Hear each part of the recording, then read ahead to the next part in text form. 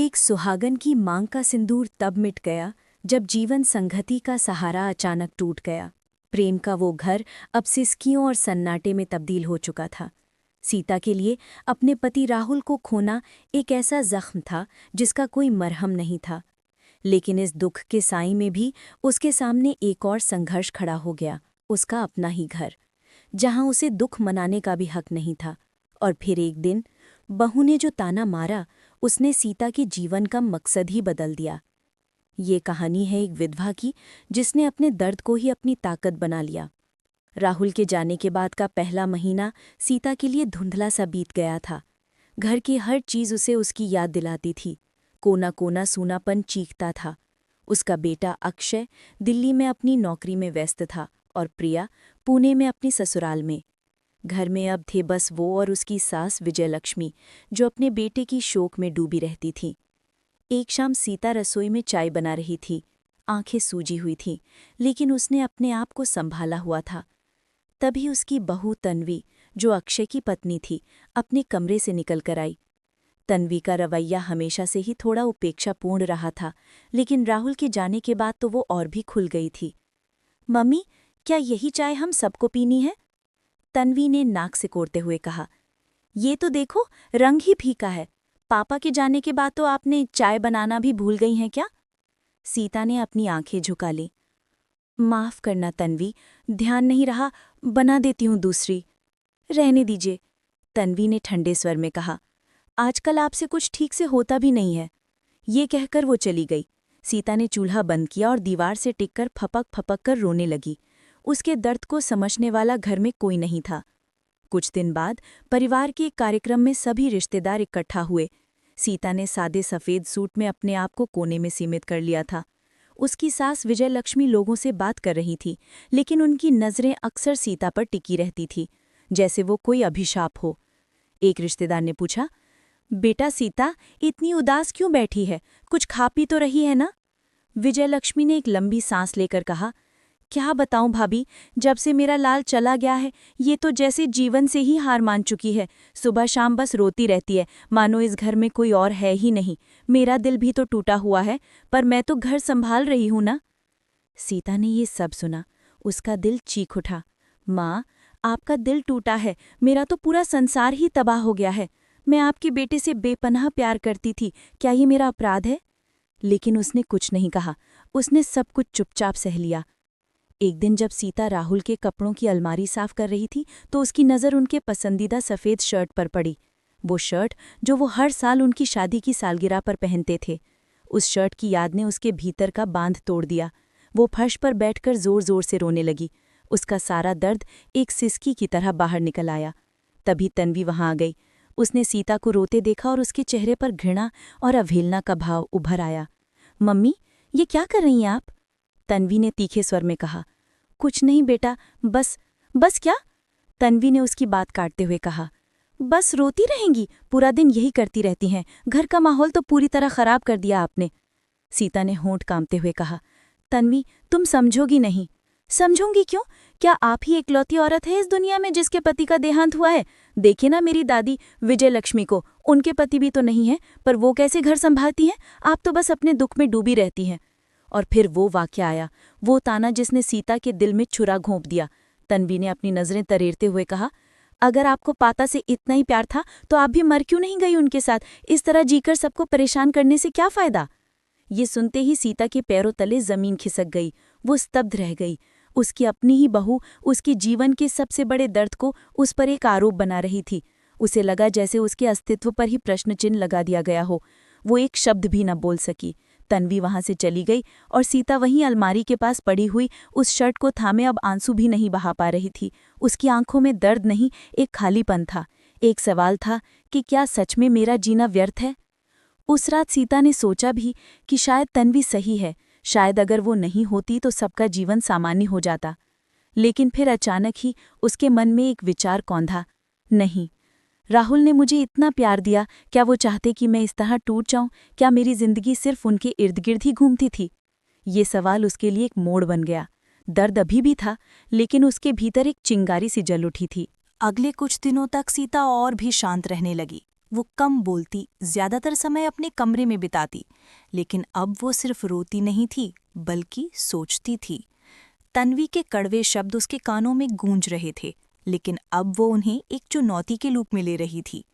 एक दिन उसे राहुल की पुरानी डायरी मिली। उसे पढ़ते हुए उसकी आंखें फिर नम हो गईं। एक पन्ने पर राहुल ने लिखा था, आज सीता ने मुझे एक पेंटिंग गिफ्ट की जो उसने खुद बनाई है। मुझे नहीं पता था कि वो इतनी अच्छी पेंटर है। उसकी आंखों में एक अलग ही चमक है जब वो कैनवस के सामने बैठती है। शादी के बाद उसने अपना ये शौक छोड़ दिया, शायद घर परिवार की जिम्मेदारियों में। काश वो फिर से पेंट करे। ये पढ़कर सीता की आंखों में आंसू आ गए। राहुल उसकी कला को कितना सराहते थे। शादी के 30 साल बाद उसे याद आया कि वो कभी एक उभरती हुई कलाकार हुआ करती थी। उसने अपना वो सपना, अपनी पहचान, सब कुछ इस घर की दहलीज पर छोड़ दिया था। उसी शाम उसने अटारी में पड़े अपने पुराने पेंटिंग के बक्से निकाले। कैनवस, रंग, ब्रश, सब कुछ धूल से सना हुआ था, जैसे उसकी यादें। उसने एक ब्रश उठाया और उसे अपनी उंगलियों के बीच महसूस किया। एक अजीब सी शांति ने उसे घेर लिया। अगले दिन से उसने छोटे छोटे शुरुआत की। जब घर में कोई नहीं होता, वो छत पर जाकर बैठ जाती और आकाश, पेड़, पक्षी, जो कुछ भी दिखता उसे कैनवस पर उतारने की कोशिश करती। शुरुआत में उसके हाथ कांपते थे, लेकिन धीरे धीरे वो पुरानी रफ्तार पकड़ने लगी। एक दिन तन्वी ने उसे पेंट करते हुए देख लिया। अरे मम्मी, ये क्या कर रही हैं? इस उम्र में ये सब क्या शौक पाल लिया है? लगता है पापा को भूलने की कोशिश कर रही हैं। सीता ने पहली बार सीधे तन्वी की आंखों में देखकर जवाब दिया। उसकी आवाज में एक नई दृढ़ता थी। नहीं तन्वी, मैं उन्हें याद करते हुए ही जीना सीख रही हूँ, और ये कोई शौक नहीं, ये मेरी जरूरत है। तन्वी हैरान रह गई। सीता का ये नया रवैया उसे पसंद नहीं आया। उसने शिकायत लेकर विजयलक्ष्मी के पास पहुंची। दादी, देखिए आपकी बहू अब तो पेंटिंग करने लगी हैं, घर का काम धंधा छोड़कर। लगता है अब हम सबकी कोई परवाह ही नहीं है उन्हें। विजयलक्ष्मी ने सीता को बुलाया। सीता, ये क्या सुन रही हूँ? इतनी उम्र में ये पेंट वेंट का चस्का कैसे लग गया? घर की इज्जत का ख्याल करो, लोग क्या कहेंगे? सीता ने गहरी सांस लेकर कहा, माँ, लोग तो वैसे भी बहुत कुछ कहते हैं। जब मैं रोती थी तो कहते थे, अब जब कुछ करना चाहती हूँ तो कहेंगे। मैं अब लोगों के लिए नहीं, अपने लिए जीने की कोशिश कर रही हूँ। विजयलक्ष्मी के पास कोई जवाब नहीं था। सीता की बातों में एक ऐसी सच्चाई थी जिसे वो नकार नहीं सकती थीं। धीरे धीरे सीता ने अपनी कला को और निखारा। उसने ऑनलाइन वीडियो देखकर नई तकनीकें सीखीं। उसकी पेंटिंग्स में उसका दर्द, उसकी उम्मीद, सब कुछ झलकने लगा। उसने एक पेंटिंग राहुल की याद में बनाई, एक सूखा पेड़ जिसकी एक टहनी पर नई कोपलें फूट रही थीं। ये पेंटिंग उसके अपने जीवन का प्रतीक थी। एक दिन उसकी बेटी प्रिया घर आई। उसने माँ को पेंट करते हुए देखा तो उसकी आंखें चौंधिया गईं। माँ, ये तुम बना रही हो? ये तो बहुत खूबसूरत है, प्रिया ने उत्साह से कहा। मुझे तो पता भी नहीं था कि तुम इतनी अच्छी पेंटिंग करती हो। बेटी के प्यार और प्रशंसा ने सीता को एक नया आत्मविश्वास दिया। प्रिया ने उसकी कुछ पेंटिंग्स की फोटो खींचकर सोशल मीडिया पर डाल दी। कुछ ही दिनों में उन पेंटिंग्स को काफी सराहना मिली। लोग खरीदने के लिए भी पूछने लगे। सीता के लिए ये एक नई शुरुआत थी। वो अब सिर्फ एक विधवा नहीं थी, वो एक कलाकार बन रही थी। सीता की कला को मिल रही सराहना तन्वी और विजयलक्ष्मी को हजम नहीं हो रही थी। उन्हें लगता था कि सीता घर की मर्यादा के खिलाफ जा रही है। एक विधवा औरत का इस तरह सार्वजनिक रूप से प्रशंसा पाना उनकी रूढ़िवादी सोच को चुनौती दे रहा था। एक रात खाने की मेज पर विजयलक्ष्मी ने ताना मारा। कल पड़ोस वाली गीत आई थी। उसने कहा कि तुम्हारी पेंटिंग इंटरनेट पे बहुत फेमस हो रही है। अच्छा काम कर रही हो सीता, घर का नाम रोशन कर रही हो। पर ये बताओ, जो लोग खरीद रहे हैं उन पुरुषों से तुम कैसे बात करती हो? विधवा औरत का इस तरह अनजान मर्दों से बातचीत करना ठीक नहीं है। सीता ने आंखें उठाकर देखा। माँ, मैं सिर्फ अपनी कला बेच रही हूँ, अपनी इज्जत नहीं। और जो पैसा मिलता है वो मैं घर के खर्च में लगा देती हूँ। हमें तुम्हारे पैसों की क्या जरूरत है? तन्वी ने फप्ती कसी। हमारा अक्षय तो कमा रहा है। लगता है आपको हमारे घर में रहना अच्छा नहीं लगता, तभी तो अपना अलग खाता खोलने की सोच रही हैं। सीता ने अपना खाना खत्म किया और चुपचाप उठ गई। उसे अब समझ आ रहा था कि समस्या उसके रोने या पेंटिंग करने से नहीं, बल्कि उसकी आत्मनिर्भर बनने की कोशिश से थी। उसने फैसला किया कि वह अपनी कमाई का एक हिस्सा बचाना शुरू करेगी। उसने एक छोटा सा होम बिजनेस शुरू किया, जहां वह अपनी पेंटिंग्स ऑनलाइन बेचती। उसकी बेटी प्रिया ने उसकी पूरी मदद की। धीरे धीरे उसकी कला ने उसे ना सिर्फ आर्थिक आज़ादी दी, बल्कि आत्मसम्मान भी दिया। अब वह घर के फैसलों में भी अपनी राय रखने लगी, जो तन्वी और सास को बिल्कुल पसंद नहीं था। एक दिन बड़ा टकराव तब हुआ जब सीता ने घर के एक पुराने और बेकार कमरे को अपना स्टूडियो बनाने का फैसला किया। ये कमरा तो हमेशा से खाली पड़ा है, सीता ने विजयलक्ष्मी से कहा। मैं इसे साफ करके अपना पेंटिंग रूम बना लूंगी। बिल्कुल नहीं, विजयलक्ष्मी गरज उठी। ये घर तुम्हारा नहीं है, मेरे पति का है, और मैं इजाजत नहीं दूंगी कि तुम इसे अपनी पेंटिंग की दुकान बनाओ। तुम्हें लगता है तुम कुछ पैसे कमा लेती हो तो सब कुछ कर सकती हो। यहाँ के मालिक मैं हूँ, सीता ने दृढ़ता से जवाब दिया। माँ, ये घर हम सबका है, और मैं इसे दुकान नहीं बल्कि एक क्रिएटिव स्पेस बना रही हूँ। इससे घर की शोभा भी बढ़ेगी। तुम मेरी बात नहीं मानोगी? विजयलक्ष्मी का चेहरा लाल हो गया। तो फिर इस घर में रहने का कोई मतलब नहीं है, निकल जाओ यहाँ से। ये सुनकर सीता स्तब्ध रह गई। उसने कभी नहीं सोचा था कि उसकी सास उसे घर से निकाल सकती हैं। लेकिन अब वह सीता नहीं थी जो सब कुछ चुपचाप सह लेती। उसके पास अब एक विकल्प था। उसने शांत भाव से कहा, ठीक है माँ, अगर मेरा इस घर में रहना इतना ही बुरा है तो मैं चली जाऊंगी। उसने अपने कमरे में जाकर अक्षय को फ़ोन किया और सारी बात बताई। अक्षय उसे समझाने की कोशिश की, लेकिन सीता अड़िग थी। अगले ही दिन उसने घर के पास ही एक छोटा सा फ्लैट किराए पर ले लिया। यह फैसला कठिन था, लेकिन ज़रूरी था। अपने नए घर में पहले दिन जब वह अकेली बैठी थी तो उसे डर लग रहा था, लेकिन साथ ही एक अजीब सी आज़ादी का एहसास भी था। वह अपनी मर्जी से जी सकती थी, बिना किसी के ताने सुने। उसका ये कदम पूरे परिवार के लिए एक झटका था। पड़ोसियों और रिश्तेदारों ने भी सीता के पक्ष में बोलना शुरू कर दिया। लोग अब विजयलक्ष्मी और तन्वी को ही बुरी नज़र से देखने लगे। अपने अलग घर में सीता ने खुद को एक नई पहचान दी। उसने छोटे छोटे वर्कशॉप शुरू किए, जहां वो बच्चों और महिलाओं को पेंटिंग सिखाती। उसकी कला ने उसे एक नया सामाजिक दायरा दिया। वो अब राहुल की विधवा पत्नी नहीं, बल्कि सीताजी द आर्टिस्ट के नाम से जानी जाने लगी। 1 साल बीत गया। सीता पूरी तरह से आत्मनिर्भर और खुश थी। उसका छोटा सा फ्लैट उसकी पेंटिंग से सजा हुआ था, जो उसके जीवन के सफ़र को दर्शाता था। दुख से शुरू होकर आशा तक का सफ़र। इस बीच पुराने घर का माहौल बदल गया था। विजयलक्ष्मी अकेलापन महसूस करने लगी थी। तन्वी का रवैया और भी खराब हो गया था, क्योंकि अब सारा घर का काम उसे ही देखना पड़ता था। अक्षय भी अपनी माँ और पत्नी के व्यवहार से नाखुश था। एक दिन विजयलक्ष्मी बीमार पड़ गई। तन्वी ने उनकी देखभाल करने में कोई दिलचस्पी नहीं दिखाई। उल्टे वो हर वक्त बड़बड़ाती रहती। पहले वाली मम्मी होती तो सारा काम संभाल लेती, ये सीता मम्मी ने तो सब बिगाड़ कर रख दिया।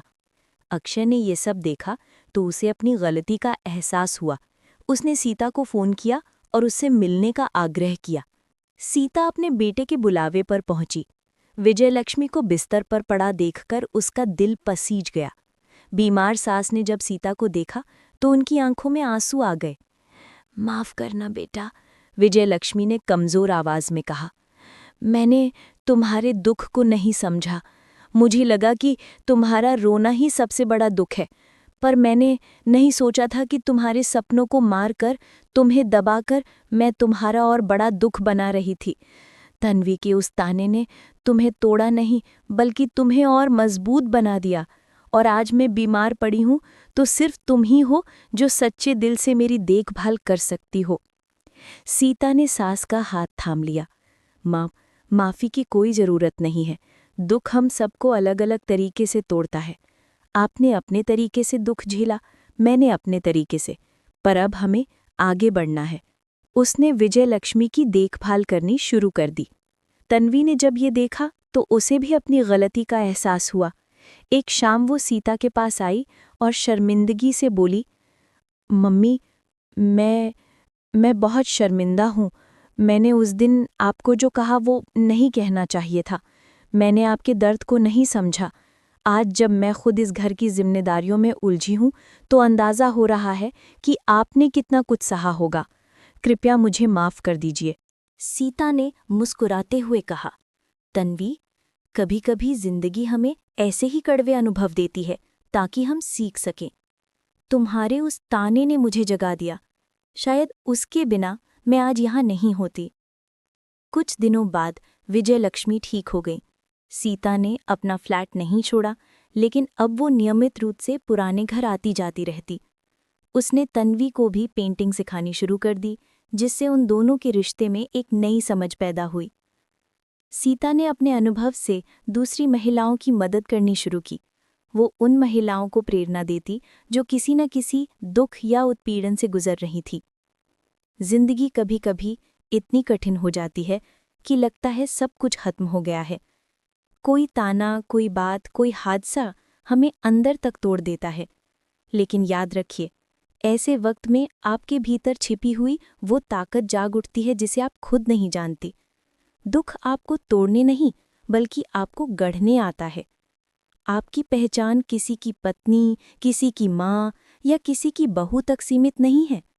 आपकी अपनी एक अलग पहचान है, एक अलग ताकत है। बस ज़रूरत है तो उसे पहचानने की और उसे जीने की हिम्मत दिखाने की। क्योंकि आपका जीवन किसी की और के साथ जाने के बाद खत्म नहीं होता, बल्कि अपने आप को फिर से खोजने का एक नया अवसर होता है। दोस्तों, अगर आपको ये कहानी दिल को छू गई, तो वीडियो को लाइक करें, शेयर करें और चैनल को सब्सक्राइब करना ना भूलें।